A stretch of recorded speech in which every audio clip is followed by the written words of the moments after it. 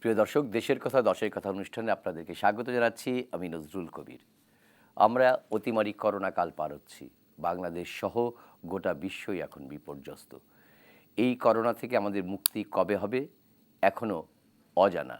বৈজ্ঞানিকভাবে অজানা, সবভাবেই অজানা। কারণ হচ্ছে যে প্রতিদিনই বাড়ছে করোনা সংক্রমণের সংখ্যা, বাড়ছে মৃত্যুর হারও। বিশেষ করে বাংলাদেশের প্রতিবেশী রাষ্ট্র ভারতের অবস্থা বিপর্যস্ত। আমরা লক্ষ্য করছি যে ভারতে প্রায় বেশ কিছুদিন যাবৎ মৃত্যুর হার হাজারের ঘর ছাপিয়ে গেছে এবং সর্বশেষ গত ২৪ ঘণ্টায় ভারতে ৪,১৯৪ জনের মৃত্যুর ঘটনা আমরা লক্ষ্য করেছি এবং একই সঙ্গে এই গত ২৪ ঘণ্টায় নতুন করে সংক্রমিত হয়েছে প্রায় ২.৫ লাখ মানুষ। ভারত, আমাদের পুরো বাংলাদেশ সীমান্তের ৩ ভাগ জুড়েই ভারত রয়েছে। সীমান্তবর্তী এই প্রতিবেশী রাষ্ট্রটির ব্যাপারে বাংলাদেশের শঙ্কা সে কারণে একটু বেশি পরিমাণে। এর মধ্যে নতুন করে যোগ হয়েছে ভারতে ব্ল্যাক ফাঙ্গাস এবং হোয়াইট ফাঙ্গাস নামে দুটো ফাঙ্গাস। এই দুটো ফাঙ্গাসকে চিকিৎসা বিজ্ঞানী যারা আছেন এবং করোনা ভাইরাস নিয়ে যারা কাজ করছেন তারা বলছেন এটি আরও ভয়াবহ রূপ নিচ্ছে। কারণ হচ্ছে যে এই ফাঙ্গাস বাতাসের অর্থাৎ মানুষের ঢিল ছোড়ার দূরত্বে বাতাসের মাধ্যমেও ছড়াতে পারে। সেই রকম একটি শঙ্কার জায়গা থেকে আমরা দেখছি যে পশ্চিমবঙ্গেও ধরা পড়েছে এই ব্ল্যাক ফাঙ্গাসে আক্রান্ত রোগী এবং মৃত্যুর বরণও করেছেন কেউ কেউ। এরকম একটি জায়গা থেকে বাংলাদেশে ইতিমধ্যেই ভারতের ভেরিয়েন্ট বলে পরিচিত যেই গণমাধ্যম যেই নামকরণটি করেছে ভারতের ভেরিয়েন্ট হিসাবে, যদিও ভারত সরকার এই নামকরণের সঙ্গে তার আপত্তি রয়েছে, কিন্তু এই ভারতের ভেরিয়েন্ট যেটি আমাদের চিকিৎসা বিজ্ঞানীরা বলেছেন যে এখানে এই ভারতের ভেরিয়েন্ট বাংলাদেশে ইতিমধ্যেই শনাক্ত হয়েছে এবং যদিও এর মধ্যে খুব বেশি সংখ্যক এখনও পর্যন্ত আমরা পাচ্ছি না, সেই ক্ষেত্রে অবশ্য ভিন্ন মত রয়েছে। বলা হচ্ছে পর্যাপ্ত সিকোয়েন্সিংয়ের অভাবে আমরা জানি না যে ইতিমধ্যেই ভারতীয় ভেরিয়েন্ট যেটি বিপুলভাবে সংক্রমিত করতে পারে তার পরিসংখ্যানটি আসলে কত দাঁড়িয়েছে। এরকম একটি বাস্তবতায় আজকে আমরা আমাদের আলোচনার শিরোনাম ঠিক করেছি, বিপর্যস্ত ভারত, আমরা সতর্ক। এই বিষয়গুলো নিয়ে আজকে আলোচনা করার জন্য আমাদের সঙ্গে ৩ জন অতিথি যুক্ত হয়েছেন। আমাদের সঙ্গে রয়েছেন ডাক্তার রশিদি মাহবুব, সভাপতি জাতীয় স্বাস্থ্য অধিকার আন্দোলন। সঙ্গে রয়েছেন অধ্যাপক খান আবুল কালাম আজাদ, সাবেক অধ্যক্ষ ঢাকা মেডিকেল কলেজ, এবং রয়েছেন বঙ্গবন্ধু শেখ মুজিব মেডিকেল বিশ্ববিদ্যালয়ের ফার্মাকোলজি বিভাগের চেয়ারম্যান অধ্যাপক মোহাম্মদ সাইদুর রহমান। আপনাদের ৩ জনকেই স্বাগত জানাচ্ছি আজকে দেশের কথা দশের কথা অনুষ্ঠানে। সেই সঙ্গে জানিয়ে রাখি প্রিয় দর্শক আপনাদেরকে, বাংলাদেশেও কিন্তু এখন বিধিনিষেধ চলছে, সরকার ঘোষিত, এবং বলা হচ্ছে যে আরও 7 দিন সেটা বাড়তে পারে। আগামী 31শে মে পর্যন্ত এই বিধিনিষেধ চলতে পারে, এরকম একটি প্রস্তাবনাও করা হয়েছে। সেই ক্ষেত্রে গত 24 ঘণ্টায় বাংলাদেশে মৃত্যুর সংখ্যা আবারও বেড়েছে, অর্থাৎ 38 জনের মৃত্যুর খবর দিয়েছে স্বাস্থ্য অধিদপ্তর, এবং যা আগের দিনের চেয়ে 12 জন বেশি। অর্থাৎ আমাদের এখানে কিন্তু সংক্রমণের হারটাও বাড়ছে। 1028 জন শনাক্ত হয়েছেন ঈদ পরবর্তী সময়ে। মানুষ বাড়ি থেকে ফেরা শুরু করেছে রাজধানী সহ বিভিন্ন শহরে।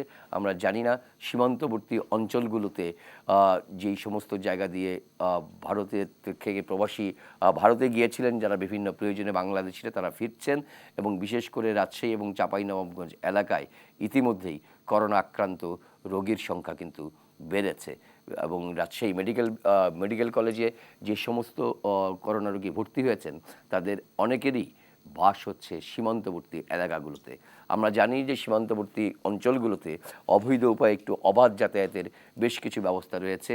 সেখানে কীরকম নিরাপত্তা ব্যবস্থা রয়েছে, সেখানে তাদেরকে পর্যাপ্তভাবে তাদের শনাক্ত করা যাচ্ছে কিনা এবং শনাক্ত হওয়ার পর সিকোয়েন্সিং হচ্ছে কিনা, সেই বিষয়গুলো নিয়ে আজকে আমরা আলোচনা করব। আমি শুরুতেই যেতে চাই জাতীয় স্বাস্থ্য অধিকার আন্দোলনের সভাপতি ডাক্তার রশিদি মাহবুব, আপনার কাছে কেমন বুঝছেন? ঠিক আছে, না, প্রথম কথাটা হচ্ছে করোনার যে জায়গাটা আমরা আছি এটা তো বিশ্বব্যাপী। এখন বিভিন্ন জায়গায় বিভিন্ন ভেরিয়েন্ট গুলো আসছে। বাংলাদেশের নিজস্ব কোনো ভেরিয়েন্ট আছে কিনা যেটা অতি সংক্রামিত করার, সেটা আমরা এখনো জানি না। আমাদের কাছে যেটা এখন আসছে, আমরা ব্রিটিশটা দেখেছি, আমরা সাউথ আফ্রিকানটা পেয়েছি। এখন যেটা আমাদের কাছের দেশে যেটাকে নির্ণয় করা হয়েছে, ভারতের ভেরিয়েন্ট, এটা ডেফিনেটলি ভারতের এই ভেরিয়েন্টটা কিন্তু ভারতকে একবারে নাস্তানাবুদ করে ছাড়ছে। এবং যেহেতু ভারতের সাথে আমাদের প্রায় 4000 কিলোমিটার উপরে বর্ডার, সুতরাং আমাদের কিন্তু এই জায়গাটায় আমরা কিন্তু মুক্ত নয়। সরকার যে ইয়েটা নিয়েছে, সীমান্ত বন্ধ করে দিয়েছে। অ্যাট দি সেম টাইম সরকার ওখান থেকে যারা বৈধভাবে আসছে তাদেরকে কোয়ারেন্টাইন করতেছে, তাদেরকে আপনার আইসোলেট করছে। কিন্তু ওইটা যে ভারতীয় ভেরিয়েন্ট কিনা যারা এখানে ইনফেক্টেড হয়েছে, সেটা কিন্তু আবার করতে গেলে ওইখানকার সক্ষমতা নেই, এটাকে রেফারেলে নিয়ে আসতে হচ্ছে। যাই হোক, আমাদের ওইখানে যেটা দেখা যাচ্ছে, এই সোফার সবু আপনার অবৈধভাবেটা বাদ দিলে বৈধভাবে যেগুলো আসছে, সেখানে সরকারের একটা অ্যাকশন আমরা দেখতে পাচ্ছি। এবং আমরা মনে করি এই অ্যাকশনটা যে পর্যন্ত ভারতের মহামারীটা শেষ না হবে সেই পর্যন্ত এটা সাস্টেইন করা। ব্যবসা বাণিজ্যের যে ট্রাক, রেল, এগুলো হয়তো আনা যাওয়া করতে পারে, কিন্তু ভারতে যাওয়া এবং ভারত থেকে আমাদের যে সমস্ত নাগরিকরা আসবে, এটা হয়তো তাদের জন্য আমরা এই কাজটা করতে পারি, কিন্তু বর্তমানে ভারতে আমাদের লোকজনকে না যাওয়াটাই সরকারের নীতি হওয়া উচিত। তারপরে যে কতগুলো কথা আসছে, এখানে কতগুলো ভেরিয়েন্টের সাথে কতগুলো সমস্যা আছে, সেটা হচ্ছে ব্ল্যাক, হোয়াইট ভেরিয়েন্ট। এগুলো কিন্তু আবার চিকিৎসার সাথে যুক্ত।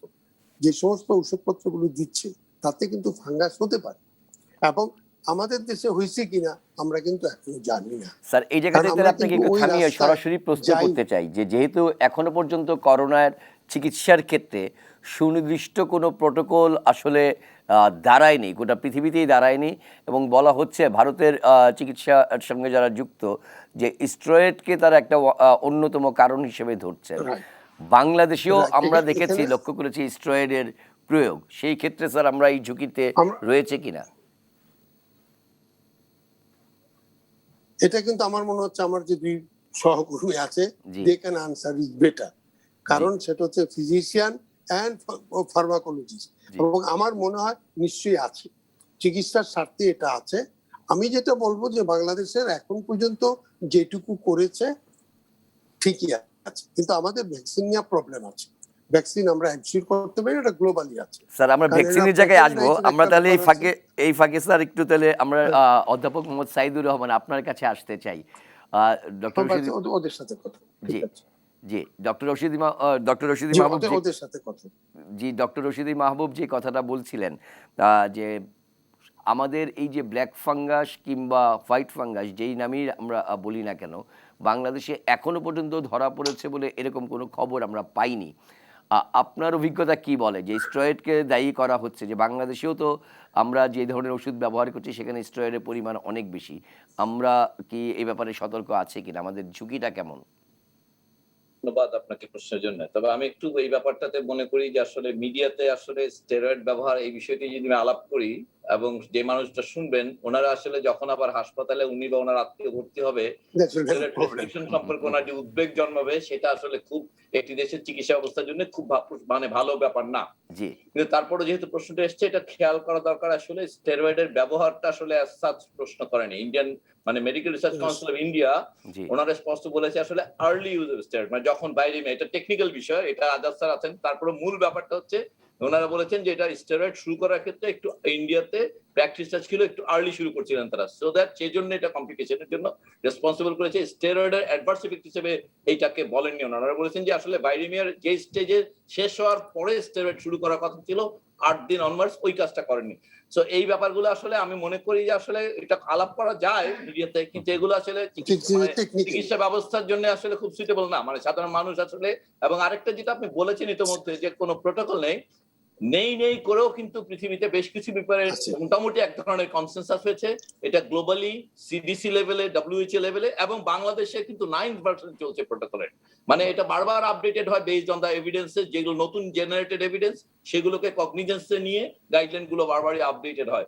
সো আমি মনে করি যে আসলে বাংলাদেশে এখন পর্যন্ত আপনারা যদি পৃথিবীর বিভিন্ন দেশের সঙ্গে আসলে মৃত্যু হার তুলনা করেন, এমনকি আজকের যদি শুধুমাত্র আজকের ভারতের মৃত্যু হারের সঙ্গে তুলনা করেন, খেয়াল করবেন 2.5 লক্ষ আক্রান্তের সঙ্গে 4,100 জনের মৃত্যু, এটাতে যে হার হয় বাংলাদেশ কনসিস্টেন্টলি এর চাইতে কম মৃত্যু হার ছিল। জি তো আমরা মনে করি যে আসলে চিকিৎসা ক্ষেত্রে বাংলাদেশের চিকিৎসক এবং স্বাস্থ্য বন্দোবস্ত যেটা করেছে, এবং যে ওষুধ ব্যবহারের ক্ষেত্রেও 2-1টি ব্যতিক্রমের কথা আমি উল্লেখ করতে চাই না সেগুলো, বাট 2-1টি ক্ষেত্রে ব্যতিক্রম আছে। বাট স্টেরয়েড ব্যবহারের ক্ষেত্রে আমার ধারণা, আজাদ স্যার আরো ভালো বলতে পারবেন, আমরা যতটুকু লক্ষ্য করেছি এটি এখন পর্যন্ত যে বিপর্যয় ভারতে এসছে সেটি আসার মতন এই প্র্যাকটিসটি বাংলাদেশে এখনো সেই পর্যায়ে নেই বলে আমি যতদূর জানি। যে অনেক ধন্যবাদ সাইদুর রহমান। আমরা একটু আজাদ স্যার আপনার মন্তব্যটাকে নিয়ে নিয়ে এই বিষয়ে। ধন্যবাদ।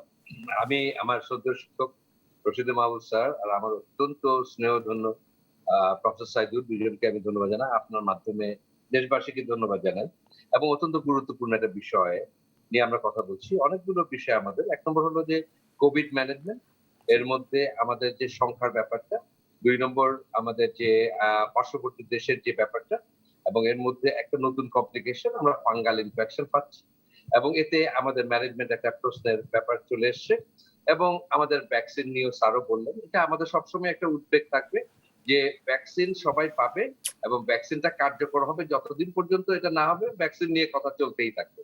তো আমাদের বর্তমান প্রেক্ষিতে আমরা এটুকু বলবো যে আমরা বাংলাদেশে ফাঙ্গাসের ব্যাপারটা, ফাঙ্গাস একটা অপরচুনিস্টিক ইনফেকশন, মানে আপনাকে সুযোগ পেলে কামড়াবে, কিন্তু ও কিন্তু এমনি নিজে নিজে এসে ইউজুয়ালি কাজ করে না।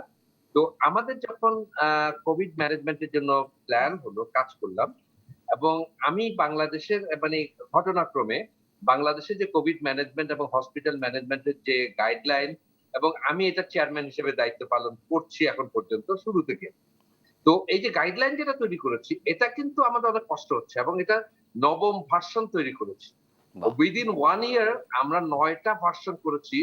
কোন জিনিসের ৯টা সংস্করণ, আপনি একজন অত্যন্ত বিজ্ঞ ব্যক্তি এবং জানেন যে ৯টা ভার্সন করা কেন দরকার, এবং বিকজ যে ট্রিটমেন্টের যতটুকু নতুন আবিষ্কৃত হয়েছে তাকে আমরা দিয়েছি এবং ডক্টরদেরকে সেইটুকু আমরা ধারণা দিয়েছি।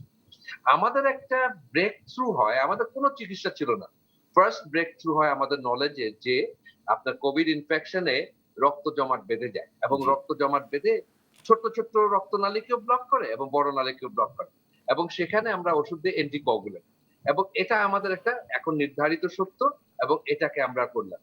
দ্বিতীয়, অক্সফোর্ডে যেটা গবেষণা হলো বেশ কয়েক হাজার মানুষের উপরে, যে ব্যক্তিদের অক্সিজেন লাগছে অথবা অক্সিজেনের বেশি পরিমাণ লেগে তারা ভেন্টিলেটরে যাচ্ছেন, এই ২ ক্ষেত্রে তাদেরকে স্টেরয়েড দেওয়ার কথা বলা। অর্থাৎ একেবারে টিপিক্যাল একটা আমাদের ইন্ডিকেশন দিয়ে দেওয়া হলো যে এমনিতে দেয়া যাবে না। যেই ব্যক্তিটি বাড়িতে রয়েছেন, যেই ব্যক্তি মাইল্ড সিম্পটমে রয়েছেন, যার কোনো অক্সিজেন দরকার নেই, যার মডারেট সিম্পটম রয়েছে, অক্সিজেন দরকার হচ্ছে না, তিনি কিন্তু আপনার স্টেরয়েড পাবেন না। এই জায়গাটা হলো ১ নম্বর কথা। এটা আমাদের একেবারে ক্লিয়ার কাট লিখে দিয়েছে। জি, কিন্তু এটা আপনার অনেকগুলো জায়গায় ব্যবহৃত হয়েছে স্টেরয়েডের ব্যাপার। কিন্তু স্টেরয়েড ছাড়াও কতগুলো ব্যাপার রয়েছে আমাদের, যেগুলোতে বডির ইমিউন সাপ্রেশন করে, আমাদের রোগ প্রতিরক্ষা ব্যবস্থা ভেঙে দেয়। ডায়াবেটিস একটা যেমন একটা ব্যাপার, কারো ক্যান্সার যদি থাকে, কারো কিডনি ফেইলিউর থাকে, কেউ যদি আপনার এই যে কোভিড এর সময় যদি আপনার কিছু ওষুধ ব্যবহার করা ইমিউনোমডুলেটর বলে, যেগুলো আপনার প্রতিরক্ষা ব্যবস্থার সাথে, ইমিউন সিস্টেমের সাথে যুদ্ধ করে, এই জায়গাটায় কারো যদি এই পেশেন্টের যদি স্কিন ইনফেকশন হয়, বার্ন হয়, এবং মনে রাখতে হবে যে এই সমস্ত ক্ষেত্রে আমাদের এই যে অপরচুনিস্টিক ইনফেকশন, যেটা ব্ল্যাক ফাঙ্গাস আমরা জেনেছি যে ব্ল্যাক ফাঙ্গাসের চরিত্র আমরা জানি, এটা খুব সিভিয়ার একটা ব্যাপার করে। এবং কেন ভারতে এটা কমন আমি একটু যদি বলে দেই, ভারতে মিউকরমাইকোসিস যেটা একটা গ্রুপ অফ ফাঙ্গাস, যেটা আগে জাইগোমাইকোসিস বলতো, ভারতে কিন্তু এটা আগে থেকেই কমন। আচ্ছা, সারা পৃথিবীতে যত মিউকরমাইকোসিস হয় তার 70% হলো ভারতে হয়, এবং এটা আপনার হলো ধ্রুব সম। পৃথিবীর আরো কয়েকটা দেশে হয়, যেমন অস্ট্রেলিয়াতে হয়। ভারতে যদি ১ লাখের মধ্যে ১৪ জনের মিউকরমাইকোসিস হয় বা ব্ল্যাক ফাঙ্গাস, এটা অস্ট্রেলিয়াতে 0.06 ১ লাখের মধ্যে হয়, অস্ট্রেলিয়াতে হয়। এবং এটা দেখা যায় যে আপনার যাদের এরকম রোগ প্রতিরোধ ব্যবস্থাটা দুর্বল, এবং যেখানে আপনার এই ফাঙ্গাসটা গ্রো করে, অর্থাৎ আপনার পাখি বা আপনার প্রাণীর শরীরের বর্জ্য পদার্থের মধ্যে রটেন ফুড ম্যাটেরিয়াল, এবং কিছু কিছু জায়গায় যেখানে স্যাঁতস্যাঁতে জায়গা, এই সমস্ত জায়গায় ফাঙ্গাসটা জন্ম নেয় এবং একজন থেকে আরেকজনের দ্রুত ছড়িয়ে যায়। এবং এটা ঢোকার রাস্তা হচ্ছে নাসারন্ধ্র দিয়ে ঢোকে, এটা খাদ্যনালী দিয়ে ঢোকে এবং চামড়ায়ও ঢুকতে পারে। তবে সবচাইতে কমন হলো নাসারন্ধ্র দিয়ে। তো আমি বলতে চাচ্ছি যে ভারতের বেশি হওয়ার কারণ হচ্ছে ১ নম্বর, যেটা আমরা বুঝি যে এইটা যে ১ নম্বর হচ্ছে ভারতের আপনার এটা আগে থেকেই ফাঙ্গাসটা রয়েছে। ২ নম্বর হচ্ছে যে এটা ডায়াবেটিস ভারতে সবচাইতে বেশি এবং আনকন্ট্রোল ডায়াবেটিক রোগীর সংখ্যা অনেক বেশি ভারতে। ৩ নম্বর, এবং এখানে হসপিটালে যখন চিকিৎসা ব্যবস্থা দুর্বল হলো, তারা তখন খুব গাদাগাদি করে বিভিন্ন জায়গায় মাটিতে থেকে তারা এরকম চিকিৎসা নিয়েছে। এবং তার পাশে আশেপাশে ওই এক্সক্রিটা গুলো ছিল এবং আপনার আরো কতগুলো জায়গা কন্টামিনেটেড ছিল। যার ফলে ভারতকে আমরা রিস্কি একটা কান্ট্রি হিসেবে দেখেছি। এবং সেই কারণে ভারত থেকে যারা আসছেন তারা ইমিডিয়েটলি আমার মিউকোরমাইকোসিস নিয়ে চিন্তা করতে হবে না, কিন্তু কেউ কেউ হয়তো স্পোর্টটা নিয়ে চলে আসছে, তিনি হয়তো এফেক্টেড হলেন না। কিন্তু যে আমরা যে দেখতে পাচ্ছি যে অনবরত মিউটেশনে ভারতে যে পরিমাণ বেড়ে গেল, তো সেই জন্য আমাদের একটা কনসার্ন, এবং এটা কিন্তু আমরা ঈদের আগেই জানিয়েছিলাম যে ভারতের সীমান্তবর্তী অঞ্চলগুলোতে আমাদেরকে এমন ভাবে যেটা সরকার ব্যবস্থা নিলেন যে আটকে দেয়া হলো, তো সেইটাই আমরা চেয়েছি যে ভারত থেকে কেউ প্রবেশ করবেন না, ভারতেও কেউ প্রবেশ করবেন না, জি। যেটা স্যারও এটাকে উচ্চারণ করলেন। আমার আপাতত মন্তব্য এইটুকু। Thank you. এই ক্ষেত্রে আমি রশিদ মাহমুদ স্যার আপনার কাছে আপনি যেটা বলছিলেন যে এটাকে আরো কন্টিনিউ করা দরকার।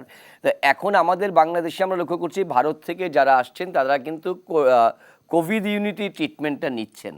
কিন্তু যদি আমাদের এইরকম শঙ্কার জায়গাটা থেকে যায় যে ব্ল্যাক ফাঙ্গাস পরবর্তীতে দেখা দিলেও দিতে পারে তাদের কাছ থেকে, তারা বহন করে নিয়ে আসতে পারেন, সেই ক্ষেত্রে তো তাহলে কোভিড ইউনিটের পাশাপাশি এই সমস্ত ভারত থেকে যারা আসছে তাদের জন্যও তো আলাদাভাবে আলাদা জায়গায় রেখে ট্রিটমেন্টটা হওয়া দরকার। আপনার মন্তব্যটা জানতে চাচ্ছি। না, এটা কিন্তু ভারত থেকে যারা আসছে আমাদের দুইটা কাজ হচ্ছে, জি। একটা হচ্ছে কোয়ারেন্টাইন, একটা হচ্ছে চিকিৎসা। জি। চিকিৎসা কিন্তু ওই ওই এরিয়ার হাসপাতালগুলোতে হচ্ছে, আর ঢাকাতে দুই একটা জায়গায় আসছে। এটা কিন্তু আপনার বরিশালে যায়নি না। যদি আমি বলি আপনার, সুতরাং সেই জায়গাটাতে এখনো এটা লিমিটেড স্পেস আছে। জি। আবুল কালাম আজাদ যেটা বলবো যে ক্লিনিশিয়ানদেরকে এই ব্যাপারে সতর্ক করা, কারণ এটা কিন্তু প্রথম হচ্ছে এটা ক্লিনিক্যালি বোঝা যাওয়ার কথা, সেটা কিন্তু সতর্ক করা। আর যদি স্পোর থেকে থাকে আপনি সেটা পাবেন না, কিন্তু স্পোর গুলো কিন্তু ফ্যাসিলিটেট করবে যখন তার পরিবেশ পাবে। কিন্তু তার চেয়ে কিন্তু আমাদের বড় জায়গা রয়ে গেছে, আমাদের এখানে যে ভেরিয়েন্ট গুলো আসছিল এগুলোর মিউটেশন হয়ে কোনো আকার ধারণ করছে কিনা সেই জায়গাটায় কিন্তু আমাদের যাওয়া দরকার। কারণ যেটা ভারতে আসছে, ভারত থেকে তো ভিন্ন আসেনি, ওখানকার এই জিনিসগুলো মিউটেশন হয়ে হয়েছে। আমাদের এই তদারকিটা যদি করা যায় তাহলে তো স্যার তাহলে সেক্ষেত্রে আমরা দেখতে সিকোয়েন্সির প্রশ্ন আসে, বাংলাদেশের কি স্যার আমরা Definitely সেই জায়গাটাই আছে, করতে পারছি? না আমাদের কিছু আছে, আমাদের পুরো সক্ষমতা নাই, কিন্তু একেবারে নাই তা না। এখন কিন্তু আমাকে ওই জায়গাটাতেও গভর্নমেন্টের ফ্যাসিলিটেট করা উচিত প্রিভেনশনের জন্য, যে যেই জায়গা থেকে আসছে সিকোয়েন্স গুলোকে তদারকিটাও কিন্তু ভিজিলেন্সে থাকা উচিত বলে আমি মনে করি। সাইদুর এই ব্যাপারে ওর অভিজ্ঞতা আরো বেশি, he can brief much better. জি, সাইদুর ভাইয়ের কাছ থেকে এবার একটু ওই বিষয়টাই জানতে চাচ্ছি যে আমাদের সিকোয়েন্সি চিত্রটা তাহলে কীরকম। যে আমরা তো লক্ষ্য করছি বিভিন্ন সময় বলতে শুনেছি যে কটি প্রতিষ্ঠানই আছে তারা ঠিক এই কাজটি গবেষণাটি চালিয়ে যেতে পারছেন না, যে অর্থনৈতিক সহায়তার অভাবে। স্বাস্থ্য মন্ত্রণালয় নানা জায়গায় অর্থ ব্যয় করছে, সিকোয়েন্সির ক্ষেত্রে কেন সমস্যাটা কোথায় হচ্ছে? এটা খুবই জরুরি প্রশ্ন উত্থাপন করেছেন। আসলে ভ্যারিয়েন্টের বেলায় এটা অবশ্যই একটা জিনিস বলা ভালো যে আসলে এটা ব্যয়বহুল, যেটা বললেন। জি। এবং বিশ্ব স্বাস্থ্য সংস্থা একটা ধারণা দিয়েছে যে মোটামুটি ভাবে 10% of the positive cases sequencing করে ভ্যারিয়েন্ট ট্রেস করতে পারলে সেটাই জাতীয় রিপ্রেজেন্টেটিভ ক্যারেক্টার হবে। জি। পৃথিবীতে আসলে ইউকে ছাড়া মানে বড় দেশগুলোর মধ্যে, ছোট ছোট দেশের কথা আলাপ করি না, বড় দেশের মধ্যে একমাত্র ব্রিটিশরাই এই সংখ্যা অতিক্রম করে তারা তাদের প্রায় অর্ধেক মানে পজিটিভ কেসের প্রায় অর্ধেক সিকোয়েন্সিং করে, এবং সেটা তারা করতে পারছে কারণ তাদের আসলে দুই ধরনের অ্যাপ্রোচ আছে। তাদের আসলে আপনারা জানেন যে তাদের অক্সফোর্ডের একটা ইনোভেশন আছে এই ব্যাপারে। আসলে তারা একটা সিকোয়েন্সিং এর একটা সস্তা বিকল্প আবিষ্কার করেছে যেটা করে স্মার্ট পিসিআর বলে। এটা রেগুলার পিসিআর কিটের মধ্যে মাল্টিপ্লেক্স দিয়ে তারা রিকগনাইজ যে 4টা ভ্যারিয়েন্ট সেগুলো 20 ভাগের 1 ভাগ খরচে ওরা করতে পারে। তো ওরা আসলে কতগুলো স্ট্র্যাটেজি নিয়েছে। আমাদেরও আসলে এই কাজটা করা দরকার। যে সিকোয়েন্সিং এর একটা হচ্ছে মলিকুলার সার্ভেইলেন্স, যা আমাদের স্যার যেটা বললেন যে আমাদের ইউনিক ভ্যারিয়েন্ট গুলোকে ডিটেকশন। আর বাইরে থেকে আসাগুলোর ক্ষেত্রে আমাদের যদি মাল্টিপ্লেক্সের মাধ্যমে যেটা সম্ভব, সেটা হচ্ছে মনে করেন আমাদের এক্সিস্টিং 4টা ভ্যারিয়েন্ট আছে, তার মধ্যে ইন্ডিয়ান ভ্যারিয়েন্ট এখনো মাল্টিপ্লেক্সে ইনক্লুডেড হয়নি। সো আমাদের খুব একটা ক্লিয়ার মেথড, ফার্স্টে আপনি যে কোনো পজিটিভ কেসের একটা অল্প অংশ নিয়ে ওই স্মার্ট পিসিআর করলেই যদি ওই ভ্যারিয়েন্ট গুলো থাকে, আইদার সেটা সাউথ আফ্রিকান, ইউকে, ব্রাজিলিয়ান অথবা ক্যালিফোর্নিয়ান ভ্যারিয়েন্ট যদি থাকে, তাহলে সেটা ডিটেক্টেড হয়ে গেল। যদি না হয়, সেকেন্ড একটা এসএনপি সিক দিয়ে ওটা ডিটেক্ট করা সম্ভব যে এটা ইন্ডিয়ান ভ্যারিয়েন্ট কিনা। না হয়ে গেলে এটা একটা অর্ডিনারি স্ট্রেইন। সো 2 স্টেপে করলে বাংলাদেশে, বিশেষ করে ভারত থেকে আসে সবার ক্ষেত্রেই, এই 2 স্টেপ আসলে স্মার্ট পিসিআর হচ্ছে আমাদের জন্য একটি ফিনান্সিয়াল, ইকোনমিক্যালি সাস্টেইনেবল এবং রিলেটিভলি ইজিয়ার টেকনোলজি। আর অবশ্যই সিকোয়েন্সিং এর সামর্থ্য যেটা বলেছেন, এটার মূল ব্যাপারটা স্যার বলেছেন, আমাদের যেটুকু সীমিত সামর্থ্য সেটাও অর্থাভাবে হচ্ছে না। আমি আমাদের বিশ্ববিদ্যালয়ের কথা যদি বলি, আমাদের বিশ্ববিদ্যালয়ের সম্পূর্ণ সামর্থ্য আছে, কিন্তু এটা আপনারা জানেন যেটা অসম্ভব ব্যয়বহুল। বিশ্ববিদ্যালয়ের নিজস্ব অর্থায়ন এগুলো আসলে সম্ভব না। তো এইগুলোকে আমরা মনে করি রাষ্ট্রীয় উদ্যোগ, এই মলিকুলার লেভেলের যে সার্ভেলেন্স, এটা এস্টাবলিশ করার দিকে মনোযোগী হওয়া দরকার। তা না হলে বিপর্যয়ের মুখোমুখি হতে পারি আমরা। স্যার, সেই জায়গাটাই বলছি যে আপনারা তো প্রতিনিয়ত স্বাস্থ্য অধিদপ্তরের সঙ্গে নানা বিষয়ক কাজের ক্ষেত্রে যাচ্ছেন।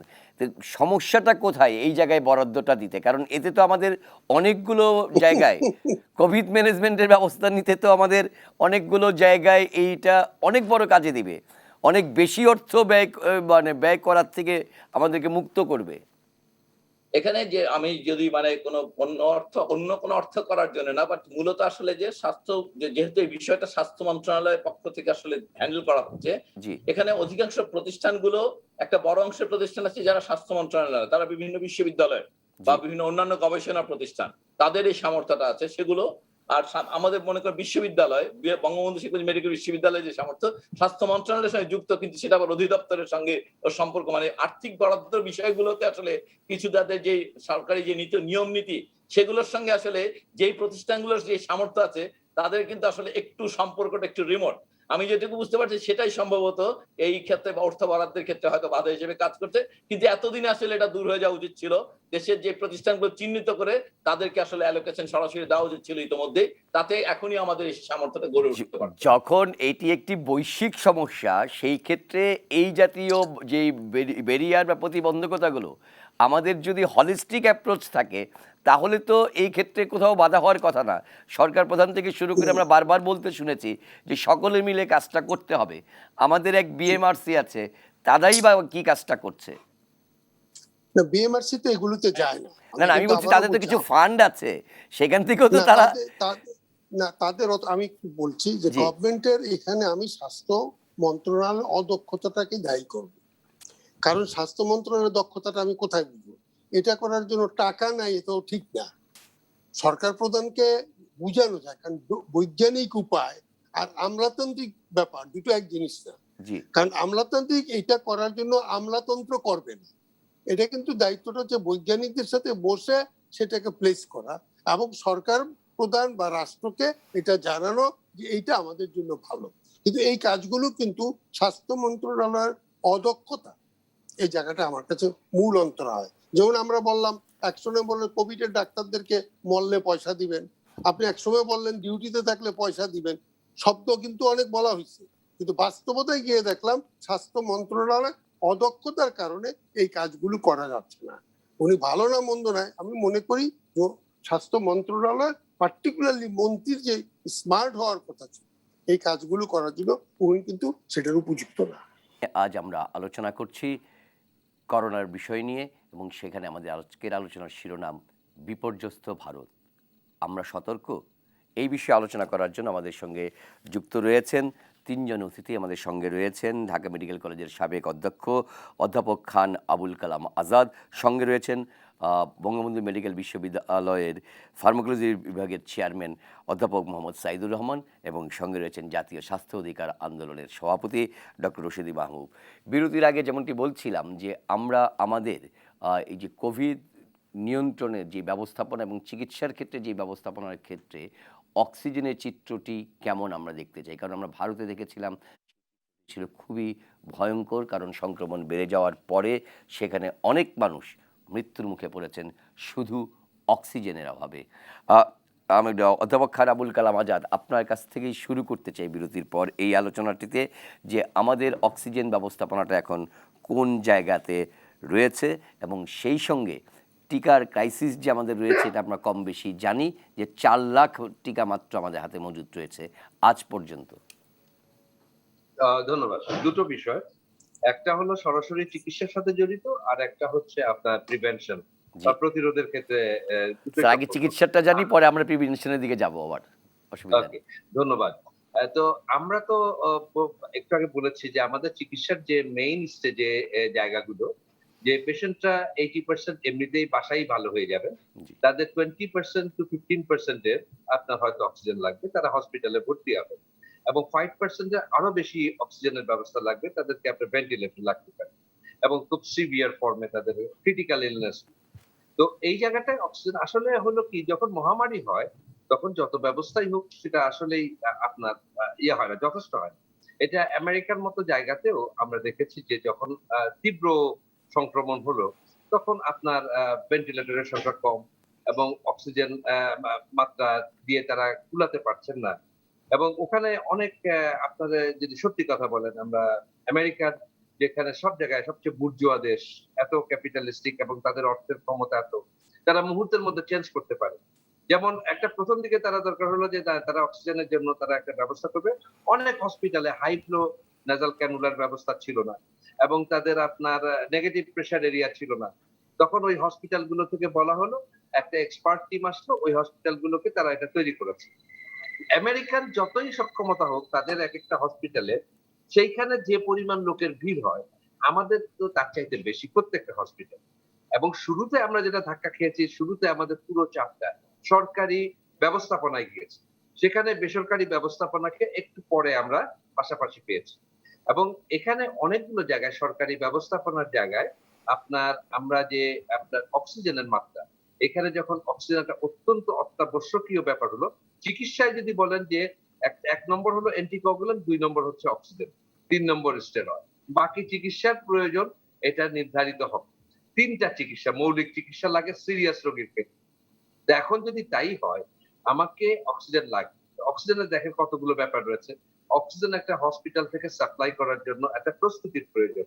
এই যে অক্সিজেন অনবরত লাগবে, এবং অক্সিজেন আপনার দেখা যায় যে কিছু সংখ্যক মাত্র যাদের অক্সিজেন দরকার হয়, যে তাদের সিলিন্ডার থেকে 2 থেকে 6 লিটারের মধ্যে নাসাল ক্যানুলা দিয়ে আপনি দিতে পারলেন।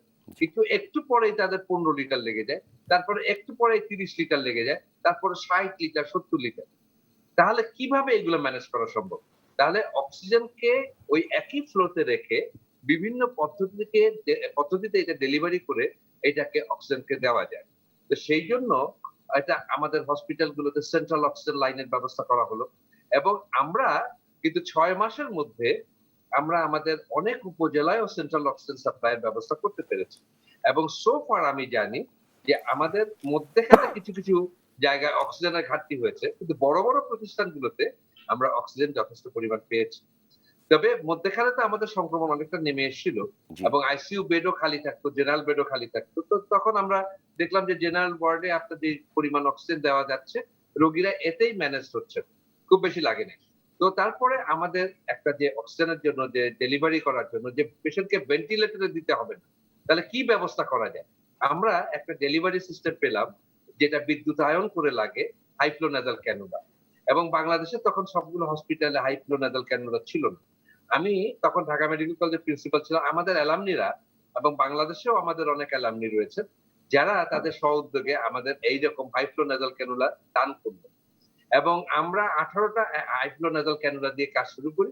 এখন ঢাকা মেডিকেল কলেজের হিসাব আমি জানি 68টা নাসাল ক্যানুলা কাজ করছে। অর্থাৎ আপনার ভেন্টিলেটরে যাওয়ার দরকার নেই। আপনার অক্সিজেন 70 লিটার লাগবে। আপনাকে ওই হাই ফ্লো নাসাল ক্যানুলা এনে সেট করে সেন্ট্রাল অক্সিজেন সাপ্লাইয়ের সাথে দিয়ে দিলে এটা হয়ে যাচ্ছে। এখন কথা হচ্ছে যে আপনার এটার জন্য তো আপনার মাত্রা কয়জন আছে? যতগুলো বেড রয়েছে সেইখানে অক্সিজেন দেওয়ার ব্যবস্থা রয়েছে। এর বাইরে যদি রোগী হয় তাহলে সেটা কি করে পাবেন? সেই জায়গাটা একটা প্রবলেম, যে আপনি সেই জায়গায় ইমিডিয়েটলি ওই রোগীকে অক্সিজেন দিতে পারছেন না। এটা কিন্তু আমাদের তারপরেও একটা হলো ডিমান্ড এবং আপনার সাপ্লাই। যে কোনো অর্থনীতির মূল কথা হচ্ছে ডিমান্ড আর সাপ্লাই। ডিমান্ড বেশি হয়ে গেলে সাপ্লাই তো কম হবেই। তো আমাদের এখানেও আমরা মনে করছিলাম অনেকবার যে আমাদের হয়তো বা ভেন্টিলেটরের অভাবটা অত্যন্ত প্রকট হয়ে মানুষের মৃত্যুর সংখ্যা অনেক অনেক বেশি হয়ে যাবে। কিন্তু যেটা প্রফেসর সাইদুর অত্যন্ত চমৎকার করে বললেন, আমাদের যে সক্ষমতা এটা আসলেই একটা উল্লেখ করার মতো। ২ নম্বর হলো আমাদের যে ওয়ার্ডের ব্যবস্থাপনা, মানে আপনার আইসিইউতে না পাঠিয়ে, ভেন্টিলেটরে না পাঠিয়ে আমরা কিন্তু ব্যবস্থা নিয়েছি। এখন পর্যন্ত আমরা আমাদের সরকারি এবং বেসরকারি যে পাবলিক প্রাইভেট যে পার্টনারশিপে আমরা যে মানুষকে চিকিৎসা করছি, এই মুহূর্ত পর্যন্ত আমি বলবো যে আমাদের অক্সিজেন ব্যবস্থাপনা অত্যন্ত আশাব্যঞ্জক এবং ভালো হচ্ছে। কিন্তু এখন স্যার, এই মুহূর্তে চিত্রটা আমরা কি শুধু কিছু রাজধানীর ক্ষেত্রে না সারা দেশেই স্যার? না, সারা দেশের পাবলিক সারা মেডিকেলগুলিতেই? না, আমাদের না, একটা হলো যে বাংলাদেশে যেটা স্যার একটু বলতে চাইলেন যে আমাদের দেখেন চিত্রটা যদি দেখি, যে ঢাকার চিত্র এবং বাংলাদেশের সব জেলার চিত্র এক নয়। আমাদের সবাই সুষমভাবে আমাদের ডেভেলপমেন্ট হয়। ঢাকার একটি ক্লিনিক যেখানে অনেক আধুনিক জিনিসপত্র যোগ হচ্ছে, মফস্বলের একটা ক্লিনিকে আমি সেটা আশা করছি না। কিন্তু অক্সিজেন অনেকেরই রয়েছে। অক্সিজেন তারা এর মধ্যে বৃদ্ধি করেছেন এবং অক্সিজেন অনেকেই আমাদের যে বেসরকারি প্রতিষ্ঠানগুলো অক্সিজেন তৈরি করছেন, তারা অক্সিজেন সাপ্লাই করছেন। এটুকুন আমি জানি। জি। কিন্তু সেটা আসলে সব জায়গায় সমানভাবে হচ্ছে না। যে কারণে রোগীরা primary, secondary health care system থেকে তারা টারশিয়ারি দিকে যাচ্ছেন। অর্থাৎ উপজেলা থেকে জেলায় যাচ্ছেন, জেলায় অক্সিজেন না পেলে মেডিকেল কলেজগুলোতে যাচ্ছেন, সেখানে জেলা থেকে যদি না হয় তাহলে তারা ঢাকায় আসছেন। এই যে ঢাকা কেন্দ্রিক মানুষের যে একটা আগমন, এটারও একটা কারণ হচ্ছে যে ওইটুকুন অক্সিজেন ডেলিভারি সিস্টেমটা এটা কিন্তু আমাদের সব জায়গায় এখনো আমরা ঐরকম যথার্থভাবে উপযুক্ত করে গড়ে তুলতে পারি না। এটা আমরা বলবো। আমাদের কিন্তু এইবারের শিক্ষাটা আমাদেরকে অনেকটাই এই ব্যাপারে চিন্তা করার সাহস জুগিয়েছে। হয়তো আমরা অনেক জায়গায় করছি এবং কিন্তু এই চাপটা ঢাকা মেডিকেলে বা মুগদায় এসে পড়ে। এটা হলো আপনার একটা ম্যানেজমেন্টের অক্সিজেন। আর টিকার ব্যাপারে আমি বলব যে টিকার ব্যাপারে আমরা প্রতি মুহূর্তেই এটার ব্যাপারে চিন্তিত রয়েছি। তো আমরা যেটা মনে করি যে এই টিকার ব্যাপারটা যেহেতু একটা কমার্শিয়াল একটা ব্যাপার রয়েছে, একটা ফরেন পলিসির ব্যাপার রয়েছে এবং যেটা হলো যে আমাদের এখন পর্যন্ত যেটুকুন আমরা দেখতে পাচ্ছি যে আমাদের যদি খুব শীঘ্র এটা আপনার মের শেষে যদি আমাদের এইরকম আমাদের যে সেকেন্ড ডোজ পাওয়ার কথা যাদের, সেই তাদেরটা যদি চলে আসে তাহলে এটা ভালো হবে। না হলে ধরেন হয়তো বা কারো হয়তো ৩ মাস বিরতিতে যাবে। তো ৩ মাস পর্যন্ত গেলেও কোনো অসুবিধা নেই। ৩ মাসেও আপনার অ্যান্টিবডি রেসপন্সটা ভালো। এবং আজকে আমি একটা আর্টিকেল পড়ছিলাম, এটা বলা হচ্ছে যে আপনি যদি এক কোম্পানির ভ্যাকসিন ১ম ডোজ নেন এবং আরেকটি কোম্পানির নেন দ্বিতীয়টা, তাহলে একটা স্টাডি রিপোর্ট এসছে যে অ্যান্টিবডি রেসপন্সটা খুব ভালো দেখাচ্ছে। এবং এটাও একটা আশাব্যঞ্জক। আমি অ্যাস্ট্রাজেনেকা নিয়েছি ১ম বার, আমার অ্যাস্ট্রাজেনেকাই লাগবে এটা নয়। অ্যান্টিবডি রেসপন্সটা হলো বড় কথা। সেটা যে পদ্ধতি দিয়ে হোক, এটাও একটা আমি আর্টিকেল স্যার, আজকে আপনি কি পড়ছিলাম। স্পেনের ওই রিসার্চটার কথা বলছেন স্যার? স্পেনেরটা, right, exactly. ওই ফাইজারের যেটা জি, জি। তা আমার মনে হয় যে আমাদের আমাদের এখন একটা কথা হচ্ছে যে এটার জন্য আমাদের একটা জিনিস বলবো যে আমাদের প্রস্তুতি ছিল। আমরা আমরা আমরা আপনার এই যে যেখান থেকে টিকাটা আসার কথা, সেখানে মনে করা হচ্ছিল তাদের প্রোডাকশন রেট এমন ভাবে যাবে তারা গ্র্যাজুয়ালি এটা সেপ্টেম্বরের মধ্যে আমাদের পুরো টিকাই দিতে পারবে। কিন্তু যখন নিজের দেশে এত বেশি লেগে গেল, তখন তারা আর কুলিয়ে উঠতে পারলেন না। আসলে এই জায়গাটা কেউ এত ভাবে মনে করেনি। মনে করেছেন এক প্রেডিক্ট করে নাই। মনে করেছিল ১ বছরের মধ্যে আমরা অনেকটাই আপনার করোনা মুক্ত হয়ে যাব। তখন হয়তো ভ্যাকসিনটা স্লোলি দিলেও অসুবিধা হবে না। কিন্তু করোনা অন্যরকম কথা বলেছে এবং অন্যরকম ভাবে আমাদের মধ্যে তার বিষ বাষ্প ছড়িয়ে যাচ্ছে। যার ফলে এখন টিকার ব্যাপারটা অত্যন্ত গুরুত্বপূর্ণ এবং আমেরিকা যেটা দেখাচ্ছে যে তারা ২ টিকা নিয়ে তারা বাহাদুরের মতো বলছে যে আমরা এখন আমরা মাস্ক ছাড়াই ভ্রমণ করব, শুধু গণজমায়েতে না গেলেই হয়। তারা কলেজ স্কুল খুলে দেওয়ার ব্যবস্থা করছে। তাহলে এটা যদি হয় তাহলে দুটো টিকার উপযোগিতাটা অনেকটাই চলে আসে সামনে। তো আমাদের মানুষরা হয়তো শুরুতে অনেক রকম আপনার হেজিটেন্সিতে ভুগেছেন যে টিকা নেবেন কি নেবেন না, অনেকে কুসংস্কারের বসে। কিন্তু পরবর্তী পর্যায়ে দেখেছেন যে না, টিকা নেওয়াটা উত্তম, এবং টিকা নিলে অবশ্যই এখন পর্যন্ত আমরা যেটুকু রেসপন্স পাচ্ছি যে আপনার এই অ্যাস্ট্রাজেনেকা টিকার রেসপন্সে আমাদের মর্টালিটি অনেকটা ৮০% কমে আসে। তো সেই জন্য এই টিকা না নেওয়ার কোনো কারণ নেই। অনেক ধন্যবাদ স্যার। একটু আমি সাইদুর রহমান স্যারের কাছে আসতে চাই যে স্যার, যেই আজাদ স্যার যেটা বলছিলেন যে আমাদের মধ্যে তো নানা রকম সংস্কার কুসংস্কার বিদ্যমান, এবং এগুলো আমরা বিভিন্ন সময় উস্কে দিতেও দেখেছি নানা সেক্টরের লোকদেরকে।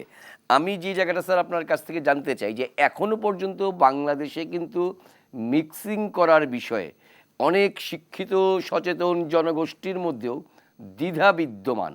স্যার যে স্পেনের যে রিসার্চটার কথা বলছেন, ফলে সেই ক্ষেত্রে বাংলাদেশের তো একটি প্রতিষ্ঠান আছে যে আসলে মিক্সিং করা যাবে কি যাবে না এই ব্যাপারে তার একটা সুনির্দিষ্ট পরামর্শ দেওয়ার জন্য আমরা কি সেই জায়গার প্রস্তুতিটা নিতে পেরেছি কিনা ইতিমধ্যে, যে আমরা এই ব্যাপারটায় যে আসলেই যদি ওই যে কোভ্যাক্সের মাধ্যমে যদি আমাদের ফাইজার কিছু পরিমাণে আসার কথা, ঠিক সেই ফাইজারের ওটা যদি আসেও আমরা শুরু করতে পারবো, এইরকম কোনো রিসার্চ স্যার আমাদের এইখানে বা নীতিগতভাবে কোনো সিদ্ধান্তের জায়গায় যেতে পারলাম কিনা?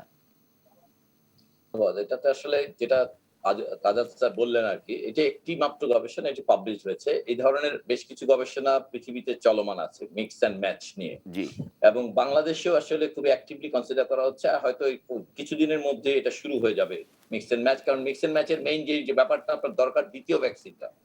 অসুবিধাটা হচ্ছে যে দ্বিতীয় ভ্যাকসিন হিসেবে বাংলাদেশে যেটা এই মুহূর্তে অ্যাভেলেবল, সেটা দিয়ে মিক্স এন্ড ম্যাচের পক্ষে সায়েন্টিফিক অতটা স্ট্রং না, যতটা স্ট্রং যেটা আপনি বললেন স্পেনের, অথবা ওই একই মানে এমআরএনএ ভ্যাকসিন দিয়ে, এটা ইংল্যান্ডেও আসলে একই ট্রায়াল চলছে।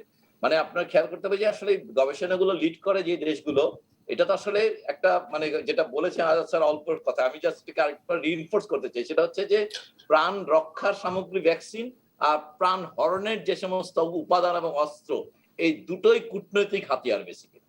অতএব এগুলো শুধু অর্থ নিয়ে মানে আপনি বাস্কেটে টাকা নিয়ে বের হলেই একটি সাবমেরিন বা মিরাজ 2000 কিনে আনতে পারবেন না, একইভাবে বাস্কেটে টাকা নিয়ে আসলে ভ্যাকসিন কিনে আনা যাচ্ছে না।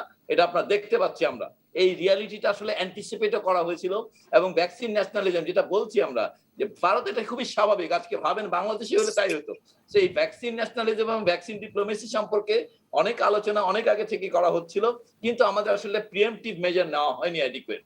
এখন যেটা বলছেন আমাদের গবেষণা হয়তো আর কিছুদিনের মধ্যে শুরু হবে, দ্বিতীয় একটি ভ্যাকসিন দরকার, যেটা আপনি বললেন সেটি এসে পৌঁছালে, কারণ আপনার এই ভূমিতে দ্বিতীয় ভ্যাকসিন না থাকা পর্যন্ত তো আপনি মিক্স এন্ড ম্যাচ শুরু করতে পারছেন না। তো সেটা শুরু হয়ে যাবে, আমি যতদূর জানি আমাদের দেশে আমরা শুরু করব। কিন্তু আমি জাস্ট এই কানেকশনে বলে ফেলতে চাই যে অ্যাস্ট্রাজেনেকার যে উদ্ভাবক দল, সেই দলের প্রধানের কাছ থেকে আমার বন্ধুর মাধ্যমে যোগাযোগ করে আমি দুটো প্রশ্নের উত্তর এনেছিলাম, যেটা আজকে যাচ্ছে এখানে শেয়ার করছি। সেটা হচ্ছে যে প্রশ্নটা ছিল যে অক্সফোর্ড অ্যাস্ট্রাজেনেকার ভ্যাকসিনের ক্ষেত্রে দ্বিতীয় ডোজটি কতদিনের ব্যবধানে দেওয়া যেতে পারে, অন্য ভ্যাকসিন হলে সেটি কোনটি। ওনার প্রশ্ন, উনি বলছেন যে অ্যাস্ট্রাজেনেকার সবসময় প্রথম বিকল্প হবে সেটি অ্যাস্ট্রাজেনেকা দিয়ে দেওয়া, কিন্তু যদি সেটি পাওয়া না যায় সেক্ষেত্রে যে কোনো ভ্যাকসিন, এবং আমি তখন উল্লেখ করেছিলাম বাংলাদেশের দুটো ভ্যাকসিনের নাম, যে কোনো ভ্যাকসিন দিয়ে দ্বিতীয় ডোজ না দেওয়ার চেয়ে যে কোনো ভ্যাকসিন দিয়ে দেওয়া যেতে পারে, যদি তার স্পাইক প্রোটিন থাকে এবং সেটা স্ট্রাকচারে সিমিলার হয়, ওইটাও বুস্ট করবে এবং বেনিফিট দিবে। তার মানে কি স্যার আমরা কি স্যার আমরা যদি চীনেরটাও ব্যবহার করি সেটাও কি স্যার তাহলে কাজে আসবে? এটা ট্রায়াল ডিপেন্ডেন্ট, এটা আসলে এখানে হোল ভাইরাস তো অবশ্যই কাজে আসবে, মানে থিওরিটিক্যালি সে বুস্ট করবে, কিন্তু তার সঙ্গে যেহেতু বাকি স্ট্রাকচার গুলো এটাকে ইন্টারভেন করবে কিনা এটা আসলে ক্লিয়ারলি এভিডেন্ট না। তবে থিওরিটিক্যালি স্পাইক প্রোটিন আছে, এটা অরিজিনাল ভাইরাস, অতএব সেটা বুস্ট করবে ডেফিনেটলি। কিন্তু এটা গবেষণাল অফ দ্য ফল নেই বিধায় এটা গবেষণাটা চলবে। এই জন্য আমি মাত্র বললাম যেহেতু দ্বিতীয় ভ্যাকসিন এসছে, আমরা আশা করছি অতি দ্রুত এই গবেষণাটি শুরু হবে আসলে মিক্স এন্ড ম্যাচের বাংলাদেশে। সো কিন্তু এটার ফলাফল পেতে তো সময় লাগবে। সো এটাকে পাবলিকলি এই ফাইন্ডিংস এর উপরে বেস করে আপনি এটাকে ইমপ্লিমেন্ট করা যাবে না, এক ধরনের ওইটাকে আলাদা ইমপ্লিমেন্ট করতে হবে, এবং আমাদের প্রস্তুতি থাকবে 6 সপ্তাহ পরে, কারণ এটা তো 21 দিন পরে, 21 থেকে 28 দিনের মধ্যে দেওয়া হবে। সো 28 দিন পরে দেওয়া হলে এটার রেজাল্টটা পেতে পেতে গবেষণা শুরু থেকে 6 থেকে 8 সপ্তাহ সময় লেগে যাবে। হয়তো তারপরে আমরা এই ফলাফলের ভিত্তিতে এই ধরনের মিক্স এন্ড ম্যাচ ট্রায়াল গুলো শুরু করতে পারবো। বাংলাদেশ কি স্যার তাহলে সেই প্রস্তুতি নিয়ে রেখেছে, কিংবা আপনার ডিপার্টমেন্টে আপনারা কি স্যার এরকম কোনো উদ্যোগ আছে কিনা? না, বাংলাদেশ কিন্তু অ্যাস্ট্রাজেনেকা পাওয়ার সর্বাত্মক চেষ্টা করছে। পৃথিবীব্যাপী মিক্সড ভ্যাকসিনের কথা নিয়ে রিসার্চ চলছে, জি স্যার। বাংলাদেশ চেষ্টা করছে, কিন্তু আজকে যে আপনার এই যেটা রাইট নিয়ে ভ্যাকসিন গুলো উন্নত বিশ্বতে এটা সর্বজনীন করছে না। সর্বজনীন করলে অন্যেরও বানাতে পারে, প্যাটার্ন রাইট নিয়ে তো সমস্যা আছে। সুতরাং সমস্যা তো এক জায়গায় না। এখন বাংলাদেশের যেটা হচ্ছে অ্যাস্ট্রাজেনিকা নিয়ে তারা চেষ্টা করছে, চায়নার কিছু পাইছে, ফাইজারের কিছু আসবে, এবং তারপরে আপনার আবার ওই কোভিডের যে গ্যাবি যে আছে তাদেরও একটা আসবে। বিভিন্ন জায়গা থেকে আসবে, কিন্তু সাময়িক আমরা একটা সমস্যায় আছি, এবং সেই সমস্যাটা নিরসনের একটা হচ্ছে মিক্সড ভ্যাকসিন, আরেকটা নিরসন আছে যে ডোজের টাইমটা বাড়ানো যায় কিনা, সেটা নিয়ে কিন্তু একটা ক্লিয়ারেন্স আসছে। সেটা হচ্ছে যে আগে তো আমরা প্রথম 4 সপ্তাহ, পরে করলেন 8 সপ্তাহ, এখন 12 সপ্তাহ করলে এটার আপত্তি করছে না গ্লোবালি। কারণ আমাদের আবার একটা সমস্যা হচ্ছে যে ওয়ার্ল্ড হেলথ অর্গানাইজেশনের একটা ভূমিকা আমরা দেখি। কারণ ওয়ার্ল্ড হেলথ অর্গানাইজেশন না হলে আমাদের জনগণের কাছে জবাবদিহিতার একটা প্রবলেম চলে আসে, এবং সেই জায়গাটাও আমাদের একটা কিন্তু ফ্রেম আছে। চায়নার ভ্যাকসিন আর ভ্যাকসিন, রাশিয়ান ভ্যাকসিন, স্পুটনিকটা কিন্তু এখনো ওয়ার্ল্ড হেলথ অর্গানাইজেশন আপনি রিকগনাইজ করেনি। চায়নার একটা করেছে স্যার, চায়নার একটা করেছে। আমরা যেটা পাচ্ছি সেটাই। জি। আর যেটা হচ্ছে যে সাইন্টিফিক্যালি যদি বলেন, সেটা এরা যেটা বললো, ভ্যাকসিনের 2 রকমের ফর্ম আছে, একটা ডেট, একটা হচ্ছে করা। এখন আবার কোনো জায়গায় সেটা হচ্ছে যে কেমিক্যালিও তারা পান। তা আমাদের একটা কিন্তু যেটা আমরা নিয়েছি সেটা অ্যাস্ট্রাজেনিকা, সেটা ডেট নিয়েছি। এখন বাকি যেটা আছে সেখানে যেমন চায়নার যেটা সাইনোভ্যাক যেটা করছে, সেটা কিন্তু ওরা ওই ওই কি ভাইরাসটাকেই নিষ্কর্ম করে পুশ করতেছে। এখন এগুলো তো আছে, এখন আর আমরা তো পারবো না, যদিও আমরা বলছি যে গ্লোব বাইর করছে, কিন্তু এই ধরনের একটা ভ্যাকসিন বাইর করতে গেলে সার্বিকভাবে তার যে ফার্ম, সেই ফার্মের তো লাভ হইতে হবে। লাভ হতে কিন্তু তাকে প্রথম শর্ত হচ্ছে এটা কতটুকু করবে, কতটুকু বেচতে পারবে, সেই ইনস্টিটিউটটারও তো একটা ব্যাপার আছে। সেগুলো কিন্তু অনেক কমপ্লেক্স, এটা পরিষ্কার আমরা এখানে করতে পারবো না, এর মধ্যে অনেক ঝামেলা রয়েছে। আমরা একটাই বলি, সেটা হচ্ছে জনগণ তার নিজকে প্রোটেক্ট করার জন্য যেটা হচ্ছে স্বাস্থ্যবিধিটা মেনে চলুক ভাই, যে পর্যন্ত আমরা সবাই ভ্যাকসিনেটেড না হচ্ছি। অনেক ধন্যবাদ। শেষ মন্তব্য নিব আবুল কালাম আজাদ স্যার আপনার কাছ থেকে, যে আপনাদের প্রত্যেকের কাছ থেকে যেটি জানতে চাই, আমরা সমস্ত কম বেশি মানুষজন এখন এটা জানে, কিন্তু ইমিডিয়েট এই যে আরও 7 দিন আমরা বিধিনিষেধটা বাড়াচ্ছি, কারণ আমাদের শঙ্কাটা রয়েছে যে সংক্রমণ বাড়ার শঙ্কা আছে। গ্রামে যারা চলে গিয়েছিলেন ঢাকা থেকে, তারা ফিরতে শুরু করেছেন। এই শঙ্কার অনেকগুলো জায়গা তো বিদ্যমান আছে। সেই ক্ষেত্রে সাধারণ মানুষের প্রতি আপনারা 3 জন বিশেষজ্ঞ মানুষ, আপনাদের পক্ষ থেকে মন্তব্যটা জানতে চাচ্ছি। আজাদ স্যার, প্রথমে আপনি। ধন্যবাদ। আমার কথা হচ্ছে, এটা কিন্তু প্রথম থেকে আমরা বলেছি। প্রথম কথা হচ্ছে যে আপনি দেখেন আমাদের দেশে এই যে সংক্রমণের হারটা যে কম থাকা, এটার একটা বড় কারণ হচ্ছে যে আমরা কিছুটা হলেও রেস্ট্রিকশন যখনটা করি, যেই এলাকায় রেস্ট্রিকশন করি সেই জায়গায় কিন্তু সংক্রমণটা অনেক কমে যায়। আপনি দেখেন রাজাবাজারের অভিজ্ঞতা দেখেন, আপনি ওয়ারির অভিজ্ঞতা দেখেন, লকডাউনেরটা একদম প্রথম যখন হলো, এবং সেই বাজারের যে অধিবাসীরা তারা কিন্তু সতর্ক হয়ে গেল, এবং রাজাবাজারে তারপরে কিন্তু যতই আপনার সারা দেশব্যাপী কেস দেখি না কেন, সংক্রমণটা কমেছে। একইভাবে আপনার ওয়ারিতে প্রথম দিকে যেরকম হলো, ওয়ারির এমন কোনো বাড়ি ছিল না যেখানে আপনার কোভিড ছিল, পুরো ফ্যামিলি সবগুলো। আমি তো অনলাইনে চিকিৎসা করে আমি জানি। তো আমাদের কথা হচ্ছে যে আমাদের সংক্রমণের হার কমাতে হবে। কারণ হলো যে আমাদের অনেক রকম বিতর্ক তৈরি করা হয়, আমাদের সক্ষমতা নিয়ে এত কথা চলে আসে। সেই জন্য আমাদের জনগণ যদি একটুখানি ব্যবস্থা নেন, তাহলে অনেক কথা কমাতে পারি। এবং আমরা আমেরিকার উপরে টেক্কা দেয়া এবং ইতালির উপরে, স্পেনের উপরে টেক্কা দেওয়ার মতো ভাব নিয়ে, বিশেষ করে আমার দেশের মানুষ মনে করতো যে ভারতে গেলেই ওখানে যে কোনো পানি খাবে তারা ভালো হয়ে চলে আসবে, কোনো মৃত্যু নাই। ভারতে কোনো মৃত্যু হয় না, আমার বাংলাদেশে মৃত্যু হয়। কিন্তু আমার বাংলাদেশে এবার দেখিয়ে দিয়েছে চিকিৎসার ক্ষেত্রে আমরা আমাদের যে আপনার ট্রিটমেন্টের যে সাকসেসের রেট, এটা আমাদের ভালো। এটা জনগণের সমর্থন ছিল, জনগণের সাপোর্ট ছিল, এবং হেলথ কেয়ার সিস্টেমটা আমাদের এত স্ট্রংলি ইন্টিগ্রেটেড ছিল, এবং হেলথ কেয়ার ওয়ার্কার প্লাস আমাদের এখানে হসপিটালের সাপ্লাই, যে ওষুধগুলো ইভেন এই যে অ্যান্টিকোয়াগুলেন্ট বললাম, সব হসপিটাল সাপ্লাই দিয়েছে, এটা গভর্নমেন্ট দিয়েছে 500 টাকার ইনজেকশনের বিনা পয়সায়। কারো যদি অ্যান্টিবায়োটিক লেগেছে যে 2000 টাকা দামের এবং আপনার ঢাকা মেডিকেল কলেজে টসিলিজুমেবের মতো ইনজেকশন এটা বিনা পয়সায়, রেমডেসিভির বিনা পয়সায় মানুষকে দিয়েছে। এটা কিন্তু বিরাট বড়, এবং এটা কিন্তু আমাদের একটা সম্মিলিত প্রচেষ্টা, মাননীয় প্রধানমন্ত্রীর কমিটমেন্টের একটা সাকসেস আমি মনে করি। তাহলে এই ধারাটা কেন আমরা সাপোর্ট করব না? স্যার বলছেন, আমরা বলছি, প্রফেসর সাইদুরও বলবেন, আমরা এখনো আমাদের রেটটাকে কমিয়ে নিয়ে এসে খুব দ্রুত আমাদের সংক্রমণকে কমিয়ে আমরা স্বাভাবিক জীবনে যেতে পারি। ভারত স্বাভাবিক জীবনে যাওয়ার চেষ্টা করেছে উদ্ভ্রান্তের মতো। তারা নির্বাচন করেছে, তারা বিভিন্ন মেলায় গিয়েছে, তারা সেইখানে আজকে তারা কিন্তু দণ্ড দিচ্ছে। এবং সেইখানে আমি বলবো যে আমাদের কিন্তু যত যাই হোক, যতক্ষণ পর্যন্ত কোথাও কোভিড পেশেন্ট থাকবে, আমাদেরকে কিন্তু ওই স্বাস্থ্যবিধি মানা ছাড়া উপায় নেই। এবং দেখেন, আপনাকে একটা কথা বলি, স্বাস্থ্যবিধি মানার কারণে আমাদের অ্যাকিউট অনেক ইনফেকশন এই মহামারীর কারণে অনেক কিন্তু কমে গিয়েছে। সেই রোগীরা কোথায়, যারা সারা বছর হসপিটাল গুলো গিজ করে ভরে রাখতেন, তারা কোথায় গেলেন? তাহলে আমাদের কিন্তু এই মাস্ক পরায় অনেক রোগ, বায়ুবাহিত রোগ, অনেক রোগ কিন্তু কমে যায়। এবং যেখানে সেখানে খাওয়া, এটাও কমে যায়। এবং মানুষের হাত পরিষ্কার করা, হাত দিয়ে যে রোগগুলো আসে, সেই জন্য আমি মনে করি স্বাস্থ্যবিধি মানাটা এবং মাস্ক পরাটা আমাদের ভ্যাকসিনের চাইতে 10 গুণ বেশি উত্তম। এবং অনেক তাহলে ধন্যবাদ আমরা স্যার। অনেক কিছু অর্জন করতে পারবো। ধন্যবাদ। অনেক ধন্যবাদ স্যার। সাইদুর রহমান স্যার, আপনার মন্তব্য জানতে চাচ্ছি, আর শেষ কিছু মন্তব্য। নেই। ইন ব্রিফ, এটা যে স্যার তো আবুল কালাম আজাদ স্যার সাধারণ মানুষের উদ্দেশ্যে বললেন, আমি একটা কথা বলবো যে আসলে আমাদের এই মুহূর্তে দেশে ভ্যাকসিন নেই প্রায়। মহামারী লড়াই করার যে তিনখানা উপাদান বলি আমরা, যদি তার মধ্যে একটি হচ্ছে ভ্যাকসিন, আরেকটি হচ্ছে যেটা বলছি স্বাস্থ্যবিধি ইন্টিগ্রেটেড, আরেকটি হচ্ছে ডিসকানেকশন, যেটাকে আমরা বলছি লকডাউন, মানে একটা ফাইনাল এফেক্ট। আমাদের এখন হাতে ভ্যাকসিন নেই। আমরা যে আজকে সংক্রমণ এবং মৃত্যু যে সীমিত আকার যদি বলি আমরা এটাকে, এটা সম্পূর্ণভাবেই না, মানে 90% বেনিফিট হচ্ছে এই ঢিলে ঢালা লকডাউনের, 10% হচ্ছে মাস্ক বেড়ে যাওয়ার।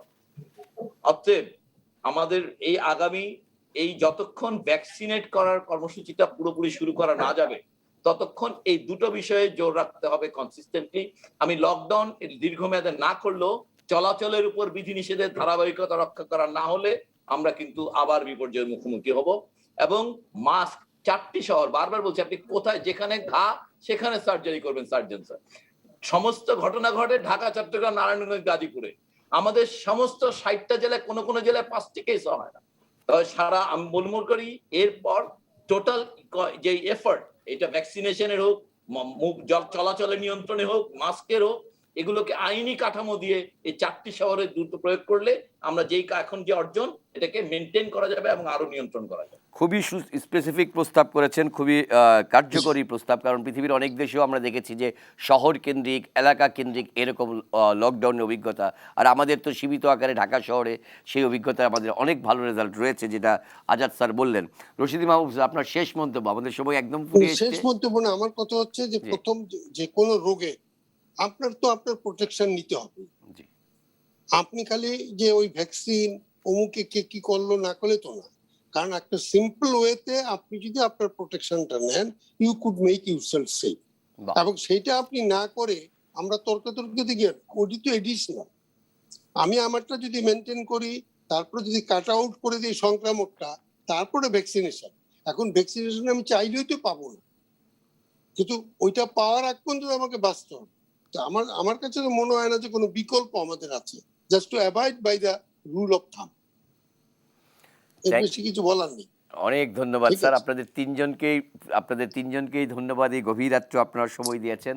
প্রিয় দর্শক, শুনছিলেন আজকে আমাদের সঙ্গে যে তিনজন বিজ্ঞ অতিথি ছিলেন, ঢাকা মেডিকেল কলেজের সাবেক অধ্যক্ষ অধ্যাপক খান আবুল কালাম আজাদ, ডাক্তার রশিদি মাহবুব, সভাপতি জাতীয় স্বাস্থ্য অধিকার আন্দোলন, এবং বঙ্গবন্ধু মেডিকেল বিশ্ববিদ্যালয় কলেজের মেডিকেল বিশ্ববিদ্যালয়ের ফার্মাকোলজি ডিপার্টমেন্টের চেয়ারম্যান অধ্যাপক মোহাম্মদ সাইদুর রহমান। আপনাদের তিনজনের প্রতি আবারও কৃতজ্ঞতা জানাচ্ছি। দর্শক, শুনছিলেন আপনারা, সেই ক্ষেত্রে শুধু একটি কথাই বলতে চাই, আমার জীবন যদি আমাকে বাঁচাতে হয়, তাহলে স্বাস্থ্যবিধি মানার কোনো বিকল্প নেই। আর আমি যদি বাঁচি, আমার পরিবার বাঁচবে, আমার পরিবার বাঁচলে আমার প্রতিবেশী বাঁচবে, আমার প্রতিবেশী বাঁচলে আমার সমাজ বাঁচবে, সমাজ বাঁচলে দেশ বাঁচবে। ঠিক এইভাবে যদি আমরা ভাবতে থাকি, তাহলে আমাদের এই স্বাস্থ্যবিধি মানার অন্য কোনো বিকল্প নেই।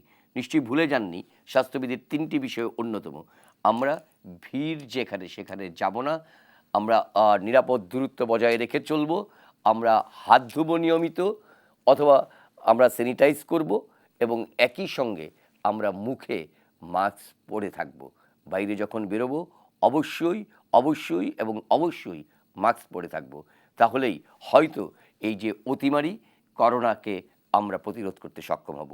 আজ এ পর্যন্তই। ভালো থাকবেন এবং অবশ্যই সতর্ক থাকবেন। শুভরাত্রি।